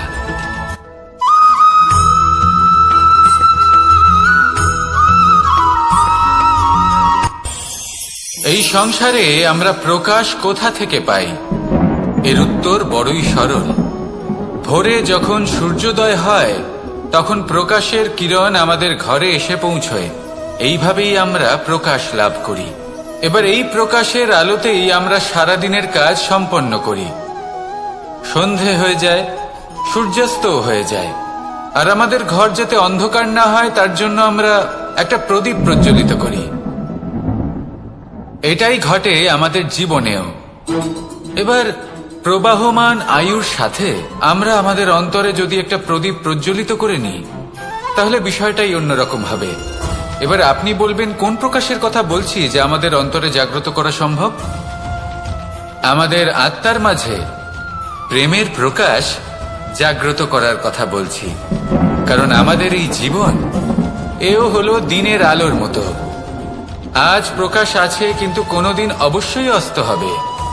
কিন্তু অস্ত হবার আগে যদি আমরা আমাদের আত্মার মাঝে প্রেমের এই প্রকাশ উজ্জ্বলিত করে নিই তাহলে আমাদের সন্ধ্যাকালও আমরা আনন্দে এবং প্রেমে যাপন করব। তাহলে আসুন আর আমার সাথে ভালোবেসে বলুন, রাধা রাধা।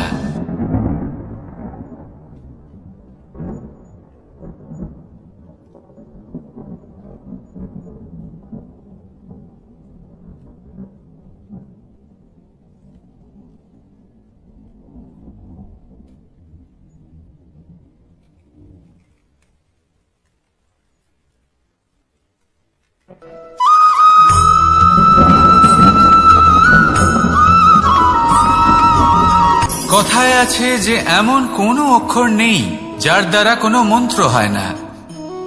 এমন কোনো বনস্পতি নেই যা নিজেই একটা ঔষধি নয়। পৃথিবীর এমন কোনো ব্যক্তি নেই যার মধ্যে কোনো যোগ্যতা থাকে না। শুধু প্রয়োজন হলো যে ব্যক্তিকে আমরা খুঁজে চলেছি তাকে সঠিকভাবে চিনে নেওয়া। যদি তার যোগ্যতা, তার বিশেষত্ব আমরা বুঝতেই না পারি তাহলে আর লাভ কি রইল?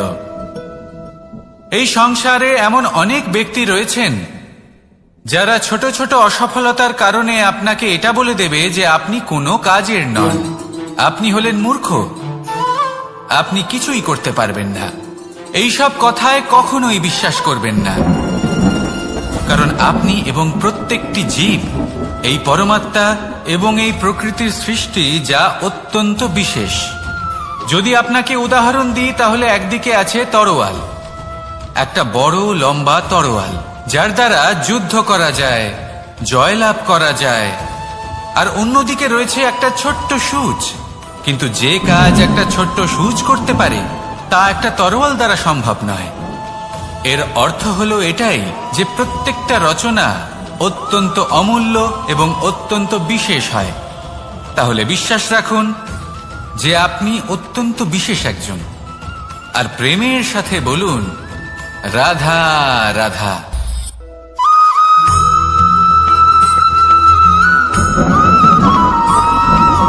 জীবনে যখন কোনো ব্যক্তি নিজের লক্ষ্য প্রাপ্তির জন্য নিরন্তর পরিশ্রম করতে থাকেন, চেষ্টা করতে থাকেন, তখন তিনি কষ্ট অনুভব করেন। কখনো শারীরিক কষ্ট, কখনো মানসিক কষ্ট। এবার উনি এটা ভাবতে থাকেন যে আমি কি উচিত করছি নাকি অনুচিত করছি। কারণ অন্যদিকে এমন একজন ব্যক্তিও আছেন যিনি একদমই পরিশ্রম, চেষ্টা করছেন না। তিনি মদিরা পান করেন, বিলাসিতায় জীবন কাটান, অলস প্রকৃতির হয়ে ওঠেন, নিদ্রাতে বিলীন হয়ে থাকেন আর ভাবেন যে তিনি সুখ লাভ করছেন। কিন্তু এরকম কেন হয়? কারণ যখন আমরা সৎ পথে থাকি, উচিত পথে চলি, লক্ষ্য প্রাপ্ত করার জন্য চেষ্টা করতে থাকি, তখন আমাদের ভেতরে থাকা নেতিবাচক শক্তি এবং পাপ এই দেহকে ত্যাগ করে দেয়। আর এই অনুভূতিটাই আমাদের দুঃখের অনুভূতি দেয়, কষ্ট দেয়। এবার সেখানে যদি আমরা কুপথে চলি, অনুচিত পথে চলতে থাকি, তাহলে আমাদের ভেতরে থাকা পুণ্য এবং ধনাত্মক শক্তি আমাদের দেহ ত্যাগ করে দেয়। আর এই অনুভূতির কারণেই আমরা সুখ অনুভব করি। কিন্তু কখনো ভাববেন যে এই সুখ বেশি সময় পর্যন্ত থাকে না। সেই জন্য সবসময় মনে রাখবেন, যদি আপনি জানেন যে এটাই আপনার লক্ষ্য, এটাই উচিত পথ, শুভ পথ, তাতে নিরন্তরভাবে এগিয়ে যেতে চেষ্টা করতে থাকুন। এই কষ্ট আপনাকে সুখের পরাকাষ্ঠায় কখন পৌঁছে দেবে তা আপনি জানতেই পারবেন না। আসুন আমার সাথে ভালোবেসে বলুন, রাধা রাধা।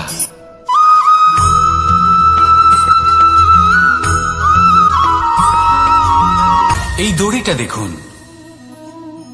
ছোট ছোট রেশম দ্বারা তৈরি, এটা সরু সুতো দ্বারা তৈরি হয়েছে এটা, আর এ অত্যন্ত কোমলও বটে।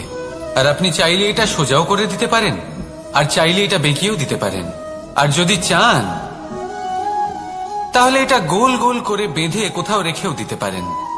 এবার এই কোমল দড়ি যদি কোনো নিষ্ঠুর কঠিন পাথরে বারংবার জড়িয়ে দেওয়া হয়, তাহলেও তাকেও কাটতে পারে, নিজের ছাপ ছেড়ে যেতে পারে, সেটার আকারও বদলে ফেলতে পারে। এবার এর কারণ কি? এর কারণ হলো অভ্যাস আর নিরন্তর প্রচেষ্টা। যদি আপনিও চেষ্টা করেন আর নিরন্তর কর্ম করে যান, তাহলে আপনার প্রারব্ধ পাথরের মতো কঠিনই হোক না কেন, তাতে ভাঙন ধরিয়েও আপনি নিজের লক্ষ্যে অবশ্যই পৌঁছতে পারবেন। একটা গুরুত্বপূর্ণ কথা মনে রাখবেন, সুকর্মের অভ্যাস আর নিরন্তর প্রয়াস, এই হলো সাফল্যের মন্ত্র। তাহলে জীবনে এই মন্ত্র আনুন আর আমার সাথে ভালোবেসে বলুন, রাধা রাধা।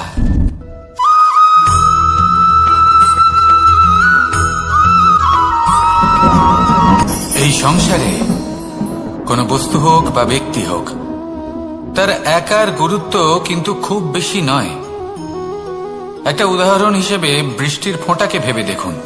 যদি একটি বৃষ্টির ফোঁটা হয় তাহলে তার খুব বেশি গুরুত্ব থাকে না, কিন্তু যখন সহস্র বৃষ্টির ফোঁটা মেঘের মধ্যে দিয়ে ঝরে পড়ে, তখন সেটা বর্ষার রূপ ধারণ করে। সেই বর্ষা যাই প্রকৃতিকে শান্ত করে। সেইভাবেই পাথরের ছোট টুকরো, তার খুব বেশি গুরুত্ব থাকে না, কিন্তু যখন অসংখ্য পাথরের টুকরো একত্রিত হয় তখন তা পর্বতের আকার ধারণ করে। সেইভাবেই কিছু মানুষ যখন একত্রিত হন তখন তৈরি হয় পরিবার, কিছু পরিবার যখন একত্রিত হয় তখন তৈরি হয় সমাজ, যখন অনেক সংখ্যক সমাজ একত্রিত হয় তখন তৈরি হয় রাজ্য। এবার এই রাজ্যের সব থেকে গুরুত্বপূর্ণ ব্যক্তি হতে পারেন রাজা, কিন্তু তাও সেই রাজা একা কিছু করতে পারেন না। যুদ্ধ লড়ার সময় তারও নিজের সৈন্যদলকে প্রয়োজন পড়ে। কিন্তু এই সংসারে এমন একজন ব্যক্তি আছেন যিনি একাই সব কাজ করতে থাকেন, এবং সেই ব্যক্তি হলেন মা। আমাদের জীবনে একজন পিতার ভূমিকা কিন্তু নিঃসন্দেহে অমূল্য, কিন্তু আমাদের সকলের জীবনে যে ভূমিকা একজন মায়ের তা অন্য কারোর থাকে না। একজন মা একাই সন্তানকে বড় করতে পারেন, সংস্কারী করে তুলতে পারেন, তার জন্য পরিশ্রম করেন। আর এত কিছু কাজ করার পরেও তার কাজের জন্য তিনি প্রশংসা অবশ্য পান না।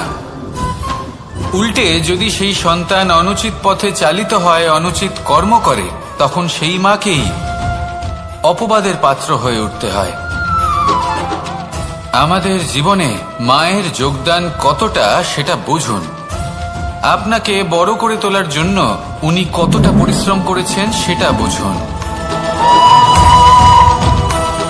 আজ থেকে, এখন থেকে, এই মুহূর্ত থেকে মাকে সম্মান করতে শিখুন। যখন সময় পাবেন, যখন সুযোগ হবে, তখন তার প্রশংসা করুন, ওনারও ভালো লাগবে।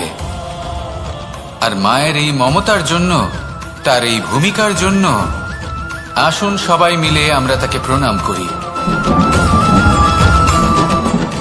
আর সকলে মিলে ভালোবেসে বলি, রাধা রাধা।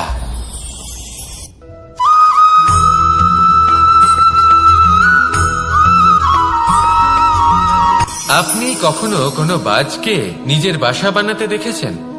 এই বাজ যখনই কোনো বাসা বানায় তখন উঁচু গাছের ডালে বা কোনো পর্বতের শিখরে বাসা বানায়, অনেক উচ্চতায়, আর সেখানে তার সন্তানও জন্মগ্রহণ করে। যখন এই সন্তানেরা জন্মায় তখন এই বাজ খুবই ভালোবেসে এবং খুব সাবধানে এদের পালন পোষণ করে, নিজের ঠোঁট দিয়ে তাদের ঠোঁটে খাবার পরিবেশন করে। কিন্তু যেই সেই সন্তানেরা হৃষ্টপুষ্ট হয়ে যায় এবং সেই কথা বাজ নিজে বুঝতে পেরে যায়, সেই বাজ নিজেই সেই বাসা ছিন্ন ভিন্ন করে দেয়। সেই সন্তান যাদের সবেমাত্র ডানা গজিয়েছে, কিভাবে উঠতে হয় তারা জানে না, সেই সন্তানগুলিকে উচ্চতা থেকে ঠেলে দেয়। সেই সন্তান প্রথমে ভয়ভীত হয়ে যায়। তারা সামনে মৃত্যুকে দেখতে পেয়ে ভয়ের কারণে তাদের ডানা ঝাপটাতে থাকে, আর সেই প্রক্রিয়াতেই সেই সন্তানগুলি উড়তে শুরু করে দেয়। এবার এই ঘটনায় আমরা কি শিক্ষা পেতে পারি? এটাই, যদি আপনি মাতা পিতা হন তাহলে নিজের সন্তানকে অবশ্যই স্নেহ করুন, কিন্তু তাদেরকে নিজের আঁচলের তলায় বেঁধে রাখবেন না। যদি আপনি চান আপনার সন্তান জীবনে উন্নতি করুক, তাহলে নিজের মুঠো থেকে তাদের স্বতন্ত্র করে দিন, এই সংসারে সংঘর্ষ করতে দিন। সেই সন্তান নিজেই বুঝতে পারবে যে জন্মের সময় পাওয়া ডানা কি করে ব্যবহার করতে হয়। আর আপনার চোখের সামনে আপনার সন্তান এই আকাশে উড়তে থাকবে।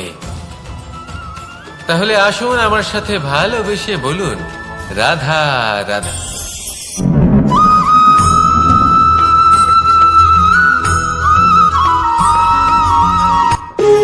যখন মানুষের মৃত্যু হয় তখন কি হয়?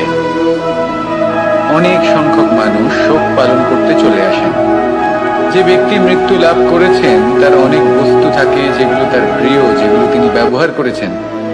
তার শয্যা, তার বস্ত্র, তার আভূষণ সবকিছু তার থেকে বিচ্ছিন্ন করা হয় এবং খালি হাতে তাকে শ্মশানের উদ্দেশ্যে রওনা করা হয়। আমি আপনাকে এই প্রশ্ন করতে চাই, আপনি এই সংসারে কি অর্জন করেছেন? ধন সম্পত্তি, বস্ত্র, আভূষণ, এই সবকিছু যে আপনি অর্জন করেছেন, আপনার মৃত্যুর পরে তা আপনার থেকে দূর হয়ে যাবে। এর উত্তর হলো একটাই, আপনার কর্ম। শুধু সেটাই আছে যা একান্ত আপনার, আর শুধু সেটাই এই সংসার থেকে চলে যাওয়ার পরেও সংসারেই জীবিত থাকবে। যদি আপনি দুষ্কর্ম করেন তাহলে এই সংসার আপনাকে একটি অনুচিত উদাহরণ হিসেবে মনে রাখবে যে এই ব্যক্তি খুব পাপী ছিল, অনুচিত কর্ম করতেন। যে পথে তিনি চলেছেন সেই পথে কারোর চলা উচিত নয়। সেখানেই যদি আপনি সৎকর্ম করেন তাহলে সংসার চিরকাল এটাই বলবে যে খুব ভালো মানুষ ছিলেন, সবাইকে ভালোবাসতেন, সবাইকে সাহায্য করতেন, আমার খুব প্রিয় মানুষ ছিলেন। এটাই হলো শ্রেষ্ঠ কর্ম। সেই জন্য জীবনে শুধুমাত্র ধন সম্পত্তি, আভূষণ এই সব অর্জন করতে গিয়ে নিজের মনোনিবেশ করবেন না। শ্রেষ্ঠ কর্ম করুন। সংসার থেকে চলে যাওয়ার পরেও এই কর্মই এই সংসারে আপনাকে জীবিত রাখবে। আসুন আমার সাথে ভালোবেসে বলুন, রাধা রাধা।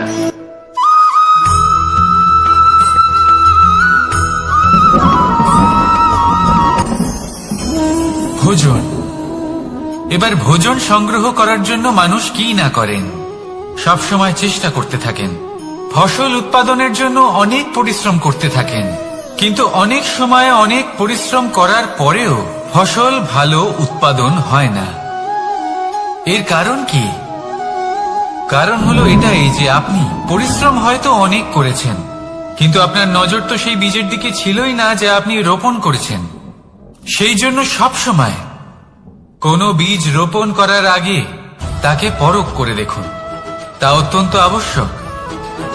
আর সেইভাবেই যখনই কোনো কর্মের প্রশ্ন আসে তাহলে সেখানে শুধুমাত্র পরিশ্রম যথেষ্ট নয়, সেই কাজের প্রতি আপনার কর্তব্য কি, আপনার উদ্দেশ্য কি, সেটা জানা হলো অত্যন্ত গুরুত্বপূর্ণ। তাই কর্ম করুন, কিন্তু সেই কর্মের প্রতি আপনার যা উদ্দেশ্য তার মাহাত্ম্য বুঝতে চেষ্টা করুন। তাহলে আসুন আমার সাথে ভালোবেসে বলুন, রাধা রাধা।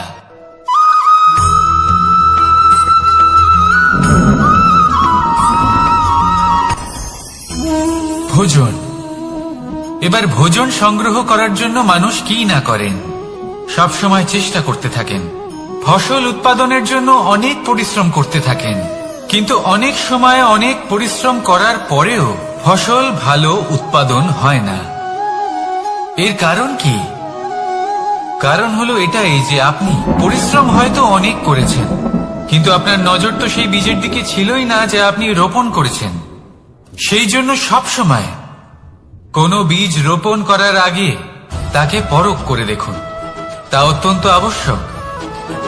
আর সেইভাবেই যখনই কোনো কর্মের প্রশ্ন আসে, তাহলে সেখানে শুধুমাত্র পরিশ্রম যথেষ্ট নয়, সেই কাজের প্রতি আপনার কর্তব্য কি, আপনার উদ্দেশ্য কি, সেটা জানা হলো অত্যন্ত গুরুত্বপূর্ণ। তাই কর্ম করুন, কিন্তু সেই কর্মের প্রতি আপনার যা উদ্দেশ্য তার মাহাত্ম্য বুঝতে চেষ্টা করুন। তাহলে আসুন আমার সাথে ভালোবেসে বলুন, রাধা রাধা।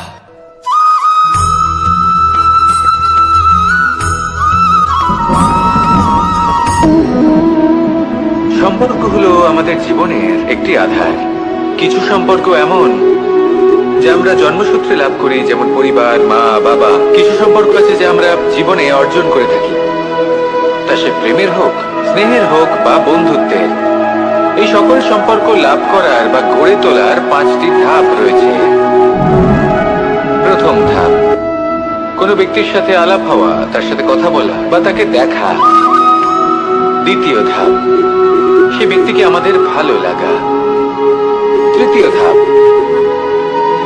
আমাদের এটা চাইতে শুরু করা যে জীবনে এই ব্যক্তি যেন আমাদের বন্ধু হন, আমাদের জীবনে থাকেন, বা আমাদের কাউকে ভালোবেসে ফেলা। আর এটা আমাদের ভাবা বা চাওয়া যে সেই ব্যক্তি যেন আজীবন আমার সাথে থাকেন, আমার জীবনে আমার সাথী হয়ে। চতুর্থ ধাপ, লাভ করা। এবার এই ধাপটি অনেক মানুষের পক্ষেই খুবই সরল হয়, বড়ই সরলভাবে নিজেদের সঙ্গীকে লাভ করে থাকেন। কিছু মানুষের জন্য এই ধাপ অত্যন্ত কঠিন হয়ে থাকে। অনেক প্রতিকূল পরিস্থিতির উপর জয়লাভ করে তারা সঙ্গীকে লাভ করেন, কিন্তু লাভ অবশ্যই করেন। এরপরে আসে পঞ্চম, অন্তিম এবং সব থেকে গুরুত্বপূর্ণ ধাপ। সেটা হলো সেই সম্পর্ক পালন করা। এটা হলো এমন এক বিষয় যা প্রত্যেক মানুষের শেখা উচিত। যদি ব্যক্তি নিজের জীবনে সম্পর্ক রক্ষা করতে শিখে যান, তবে প্রত্যেক সম্পর্ক তার জীবনকে স্বর্গ করে তুলবে। আসুন আর আমার সাথে ভালোবেসে বলুন, রাধা রাধা।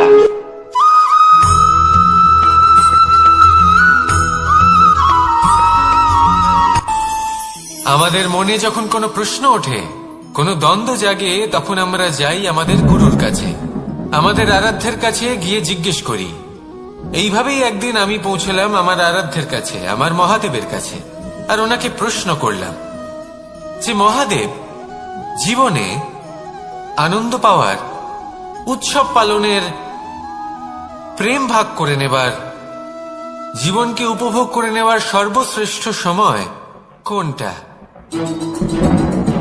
মহাদেব হাসলেন আর উনি বললেন, জীবনে উৎসব পালনের সব থেকে শ্রেষ্ঠ দিন হল মৃত্যুর ঠিক আগের দিনটা। প্রেম ভাগ করে নেওয়ার সব থেকে শ্রেষ্ঠ মুহূর্ত হল মৃত্যুর ঠিক আগের মুহূর্ত। জীবনকে উপভোগ করে নেওয়ার সর্বশ্রেষ্ঠ প্রহর হল মৃত্যুর 1 প্রহর পূর্বে। তখন আমি চমকে গেলাম। আমি বললাম, কিন্তু মহাদেব, মৃত্যু তো অনিশ্চিত, আমরা জানিও না কবে আমাদের মৃত্যু হবে। মহাদেব আবার হাসলেন। উনি বললেন যে যদি আমরা এভাবে জীবন কাটাই যে আমরা জীবনের প্রত্যেক দিন, প্রত্যেক মুহূর্ত, প্রত্যেক প্রহর শেষ বলে মনে করি, তাহলে আমাদের সমস্ত জীবন আনন্দের সাথেই অতিবাহিত হবে। কি বলেন?